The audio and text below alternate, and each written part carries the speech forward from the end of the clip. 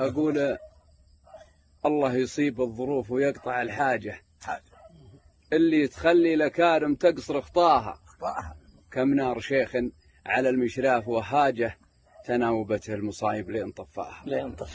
وكم من كريم يده بالجود ثجاجه في نائبات الدهر تفرق عطاياها، لكن تغشاه بحر الفقر بمواجه وخابت ظنونه بعز الناس ودناها. وكم من شجاع حياته صبر ومواجه ينطح كبار المصايب ويتحداها، ومن جور ما كابد ومن كثر ما واجه انهار حيله ونفسه لحق تقصاها. الله أكبر.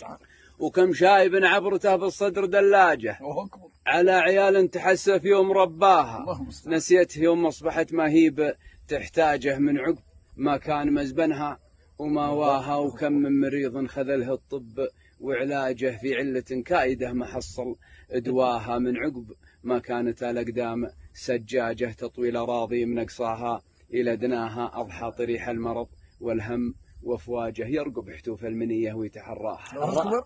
من زان مدخاله ولا زان مخراجه بيقول ما قلت فيها عند مبداها. الله يصيب الظروف ويقطع الحاجة اللي تخلي لكارم تكسر خطاها. الله الله الله الله يبيض وجهك يا ابو خطاب، ما شاء الله. بسم الله عليك. ما شاء الله ما شاء الله.